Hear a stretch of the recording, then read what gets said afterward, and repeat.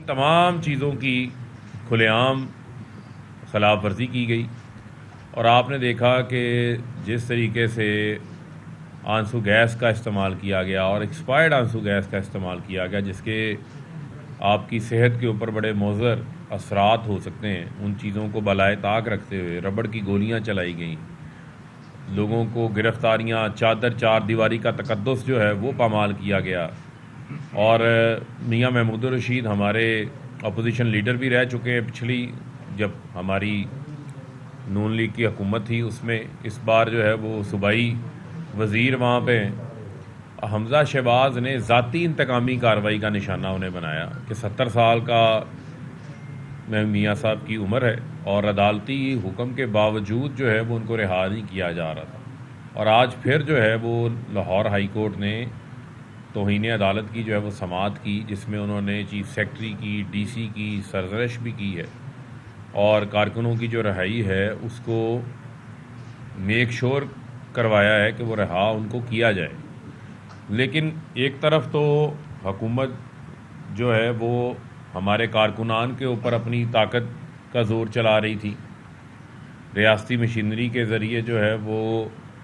اپنی ریاستی گردی کا مظاہرہ انہوں نے کیا، دوسری جانب آپ نے دیکھا کہ اسی کی آڑ کے اندر کل رات جو ہے وہ 30 روپے پیٹرولیم مصنوعات بھی جو ہیں وہ مہنگی کر کے مہنگائی کا بم جو ہے وہ پاکستان کی عوام کے اوپر گرا دیا، اور اب اپنے ہی الفاظ جو ہیں وہ ان کے آڑے آئے ہوئے ہیں کہ مریم صفدر نے چند دن قبل ایک تقریر میں انہوں نے کہا کہ ہم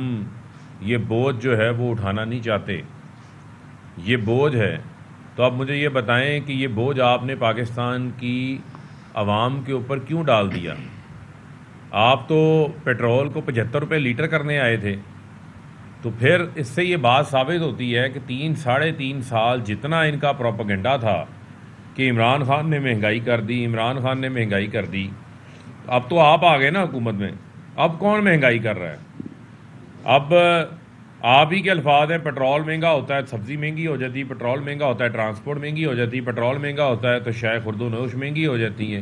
ہر چیز مہنگی ہو جاتی ہیں۔ تو یہاں تو 3 روپے 5 روپے اضافہ ہوتا تھا تو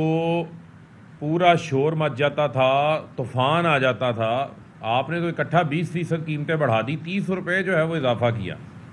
اور عمران خان تو جو ہے وہ پیٹرول اور ڈیزل کی قیمتوں کو کم انہوں نے کیا۔ لیکن اس کے کمپیریزن میں دیکھنا بڑا ضروری ہے کہ ہم حقائق بتائیں، سچ بتائیں کہ آج اگر عالمی قیمتوں کی وجہ سے اضافہ ہو رہا ہے تو عمران خان کے دور حکومت میں کوئی عمران خان کی خواہش نہیں ہوتی تھی، ہم نے تو 400-450 ارب روپے کے ٹیکسز سیکریفائز کیے، جو حکومتی آمدن ہوتی ہے جس سے اخراجات حکومت اپنے پورے کرتی ہے، پیٹرولیم لیوی کو ہم نے کم کیا، پاکستان کی تاریخ میں پہلی بار سیلز ٹیکس 17% سے زیرو کے اوپر آیا،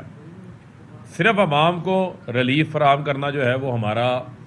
متمنہ نظر اس کے اندر شامل تھا۔ لیکن اب اگر عالمی قیمتوں کی وجہ سے بڑھ رہی ہیں تو پہلے بھی عالمی قیمتوں کی وجہ سے بڑھتی تھیں، تو اس کے اوپر یہ جو جھوٹ بولتے رہے ہیں، میرا یہ مطالبہ ہے کہ اب سامنے آئیں، انہی چہروں کے ساتھ، انہی زبانوں کے ساتھ اب چھپے نہ، پہلے آ کے معافی مانگیں کہ آپ جھوٹا پروپیگنڈا کرتے رہے ہیں اور پاکستان کی عوام کو جو ہے وہ گمراہ کرتے رہے۔ دوسری جانب ابھی تک جو ہے وہ شہباز شریف کے کپڑوں کی کوئی خریدار جو ہے وہ سامنے نہیں آیا، ہو سکتا ہے کوئی مقصود چپڑاسی یہ کپڑے خرید لے، ہو سکتا ہے کہ کوئی پاپڑ والا، کوئی فلودے والا یہ کپڑے خرید لے، کیونکہ وہ کپڑے بک نہیں پا رہے اور آٹا جو ہے وہ مہنگے سے مہنگا ہوتا جا رہا ہے۔ اوپن مارکیٹ میں 20 کلو آٹے کا تھیلا 1300 روپے میں بک رہا ہے، جو ہمارے دور حکومت میں 1100 روپے میں بک رہا تھا، اور یوٹیلٹی سٹورز جو کہ بنائے ہی پاکستان کی غریب عام آدمی کے لیے ہیں، وہاں بھی جو ہے وہ آٹا مہنگا کرنے کا بم بھی گرا دیا گیا، یعنی پہلا پیٹرول بم گرایا گیا، اسی کے ساتھ ساتھ یوٹیلٹی سٹورز کے اوپر آٹے کی قیمتوں میں 20 کلو آٹے کی قیمت میں 180 روپے کا اضافہ کر دیا گیا۔ اب وہ کہاں گئے وہ نون لیگ کی ساری برگیڈ، گالم گولوچ برگیڈ جو کہتی تھی ہم آئیں گے، ہم تو آٹا 35 روپے کلو کریں گے، آٹا 35 روپے کلو تو نہیں ہوا، لیکن 800 روپے کا جو تھیلا تھا 20 کلو آٹے کا، وہ آج 980 روپے کا ہو گیا ہے، اور شہباز شریف نے کپڑے بیچ کے جو ہے وہ آٹا سستا کرنا تھا، تو وہ کپڑے جو ہے وہ ابھی تک بکے نہیں ہیں، کیونکہ وہ کپڑے بیچنے کا معاملہ نہیں تھا، وہ ان کی ہمیشہ کی طرح کی جو ہے وہ سیاسی شو بازیاں تھیں۔ عملی طور کے اوپر عوام کے اوپر یہ حکومت بوجھ ڈالتی جا رہی ہے، بوجھ کے اندر جو ہے وہ اضافہ اپنا کرتے جا رہے ہیں۔ اسی کی آڑ کے اندر اس سارے سینیریو میں جو یہ واردات ڈالنے آئے وہ کسی سے جو ہے وہ ڈھکی چھپی نہیں ہے۔ اسی دوران انہوں نے الیکشن کمیشن کے 2 ممبران کو تعینات کر دیا، یعنی یہ شریف خاندان کی ہمیشہ کی طرح ایک ان کی ہسٹری ہے کہ یہ جو میچ کھیلتے ہیں اس میچ میں امپائر ساتھ ملا کے میچ کھیلتے ہیں۔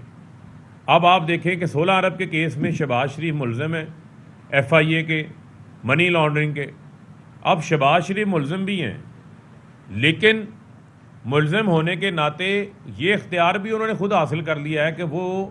پروسیکیوٹر بھی وہی لگا رہے ہیں جس نے کیس ان کے خلاف ثابت کرنا ہے۔ تو وہ کیس ان کے خلاف کیا ثابت کرے گا؟ جس کو پروسیکیوٹر اسپیشل پروسیکیوٹر لگایا ہے وہ ان کے گھر کا بندہ ہے، اور اگر سپریم کورٹ آف پاکستان اس کے اوپر نوٹس لے لیتی ہے، اس کے اوپر یہ کہتی ہے کہ آپ کو ان کیسز کے اوپر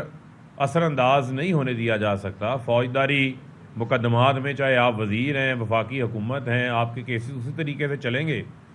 تو پھر آپ وکلاء کے ذریعے جو ہے وہ بینچ کے اوپر اٹیک کرواتے ہیں،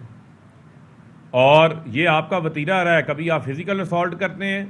کبھی آپ ججز کے نام لے کے توہین کرتے ہیں۔ اس کی مثالیں موجود ہیں، نون لیگ کی اپنی پارٹی میں بہت سارے لوگ انہوں نے نااہل کروائے، سوچی سمجھی سازش کے تحت کرائے۔ مریم کیا زبان استعمال کرتی رہی، وہ تمام معاملات ان کے اپنی جگہ پہ موجود ہیں۔ تو میں بتانا چاہتا ہوں کہاں امپائر ساتھ میں لا لیے ہیں انہوں نے ایف آئی اے میں اپنا امپائر کھڑا کر دیا جہاں ان کا اپنا کیس ہے، دوسری جانب جہاں پارلیمنٹ میں قانون سازی ہونی ہے وہاں پر جو لوٹوں کا چیف ہے راجہ ریاض، جس کا نام بھی لیں تو زبان گندی ہو جاتی ہے، تو وہ لوٹوں کے چیف کو جو ہے انہوں نے بنا دیا پکڑ کے اپوزیشن لیڈر۔ اب یہ مجھے بتائیں کہ جو لوٹوں کا چیف ہے، یعنی ایک طرف شہباز شریف ہیں، دوسری طرف لوٹوں کا چیف اپوزیشن لیڈر ہے جس نے شہباز شریف سے ہی ٹکٹ لینا ہے اگلا الیکشن لڑنے کا، اور وہ ٹی وی کے اوپر آ کے تسلیم بھی کر رہا ہے کہ وہ تو میں نے 2023 میں لینا ہے، ابھی تو میں اپوزیشن لیڈر ہوں۔ یہ کیا مذاق بنایا ہوا پاکستان کی جمہوریت کے ساتھ آپ لوگوں نے؟ یہ کوئی پاکستان کے اندر کوئی فکشن یا کوئی افسانہ نہیں ہے پاکستان کا ملک کو چلانا، یہ کوئی افسانوی ڈرامہ نہیں چل رہا۔ اس کے اثرات پاکستان کی جمہوری عمل کے اوپر، پاکستان کے اداروں کے اوپر دیر پا آ رہے ہیں، اور جو 2 الیکشن کمیشن کے ممبران لگا دیے انہوں نے اسی واردات کے اندر، وہ ان کے اپنے گھر کے لوگ لگا دیے۔ اب پہلے ہی الیکشن کمیشن کے اوپر سوالات موجود ہیں، ہمارے تحفظات موجود ہیں، دوسری جانب 2 ممبران ایسے لگا دیے گئے ہیں جو بالکل ان کے ذاتی بندے ہیں، جو ان کے گھر کے بندے ہیں۔ تو آپ مجھے بتائیں، اندازہ کریں کہ یہ مافیا کیسے آپریٹ کرتا ہے، اور یہ مافیا اب ڈھکا چھپا آپریٹ نہیں کر رہا، کھل کے آپریٹ کر رہا ہے۔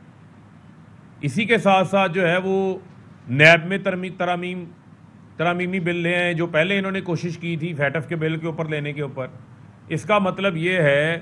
کہ نیب کے ادارے کو بند کر دیں، جس نے چوری کی ہے اس کی چوری پہ پردہ ڈال جائے، اور نیب کے اوپر ترامیم وہ لوگ کر رہے ہیں جن کے اوپر خود کے کیسز ہیں۔ آپ ترامیم اس وقت کرتے جب آپ کے کیسز ختم ہو چکے ہوتے، عدالتوں سے جا کر آپ اپنے کیسز کو فارغ کروا لیں۔ یہ عام حالت میں جب یہ اقتدار میں نہیں تھے تب انہوں نے کیسز نہیں چلنے دیے۔ لاہور کا ایک سابق چیف جسٹس ہے، وہ نیب عدالت میں جہاں پر شہباز شریف کا 7.5 ارب کا ٹی ٹی کا کیس تھا، اس کے جج کو ہی ٹرانسفر کر گیا، عدالتیں ہی ختم کر دیں جوڈیشل کمپلیکس سے، کہا کہ جناب نیب کہیں اور عدالتیں لے کے جائے۔ وہ عدالتیں شفٹ کرنی، اس کو نئے جج کو تعینات کرنا، 6 مہینے اسی میں گزر گئے۔ 18 فروری کو فرد جرم عائد ہونی تھی ایف آئی اے کے کیس میں، آج 26 میں ہی ہے، آپ کے سامنے ہے۔ کبھی کمر میں درد ہے، کبھی شہباز شریف لندن میں ہے، تو کبھی انہوں نے حلف اٹھانا ہے، تو کبھی ان کا وکیل بیمار ہے، کبھی کوئی نئی درخواست دائر کر دی جاتی ہے، کبھی عمران فاروق حبیب نیوز کانفرنس کر رہے ہیں اسلام آباد میں، اور اس موقع پر وہ تنقید کر رہے ہیں پیٹرول کی قیمت بڑھائے جانے پر۔ ایک آپ کو بتائیں کہ وہ یہ تنقید بھی کر رہے تھے کہ جس طرح سے نیب کی ترمیم کی گئی ہے اور دیگر ترامیم کی گئی ہیں، یہ واردات ڈالی گئی ہے۔ قادر پٹیل کہاں پر دورہ کر رہے ہیں اور ان کے وزراء کہاں دورے کر رہے ہیں، کن کن ہوٹلوں کے اندر ٹھہر رہے ہیں، تو وہ پاکستان، جہاں پاکستان کو کہتے ہیں مشکلات ہیں، ہماری معیشت کو مشکلات کا سامنا ہے، تو اس کے اوپر ان کو یہ شرم آنی چاہیے جس قسم کا کام کر رہے ہیں۔ اور اس میں سب سے بڑی جو چیز، بیرون ملک پاکستانیوں کے ساتھ آئی ایم ایف سے چند ارب ڈالر لینے کے لیے آئی ایم ایف کے منت، سماجت، خوشامد پاؤں پکڑ رہے ہیں، لیکن جو 30 ارب ڈالر سے زائد سالانہ 90 لاکھ اوورسیز پاکستانی پاکستان کو بھیج رہے ہیں،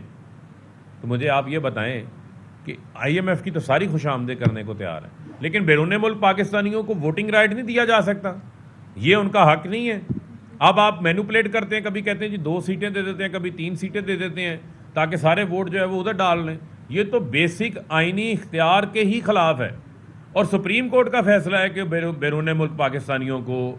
جو ہے وہ ووٹنگ رائٹ دی جائے، اس کے لیے قانون سازی کی جائے۔ ہم نے اس کے لیے قانون سازی کی،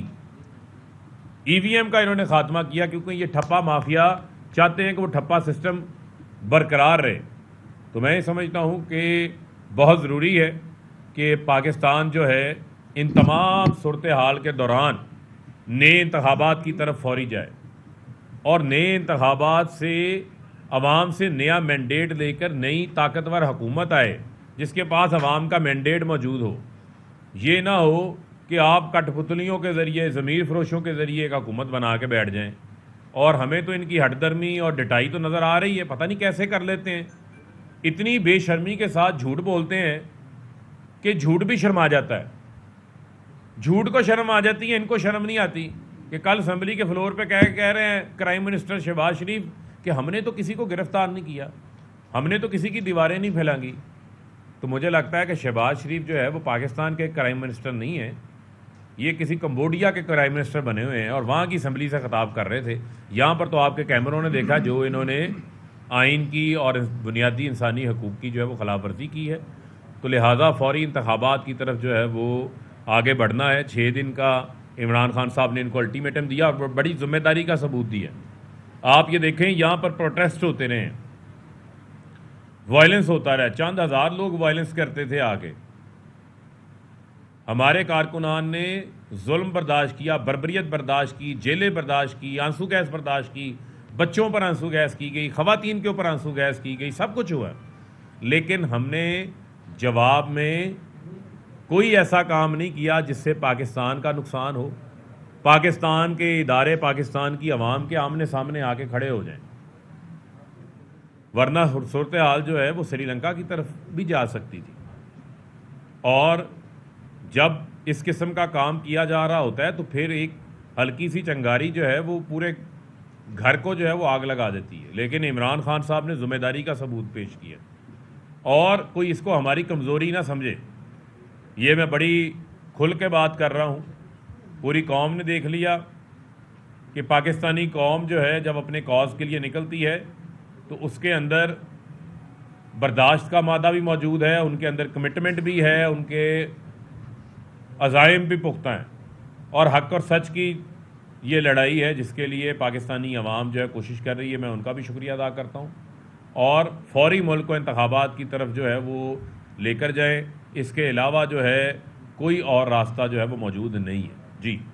اچھا فاروق صاحب، یہ بتائیے گا، آپ نے اپنی پریس کانفرنس میں شروع میں بڑے آئین گنوایا۔ فاروق حبیب نیوز کانفرنس کر رہے ہیں اسلام آباد میں، اس موقع پر کہنا تھا کہ نیا مینڈیٹ لے کر آنے والی حکومت ہی فیصلے کر سکتی ہے، جبکہ ان کا یہ بھی کہنا تھا کہ یہ نیب بند کرنا چاہتے ہیں، ان کا مقصد ہے کہ جس نے چوری کی اس کی چوری معاف کر دیں۔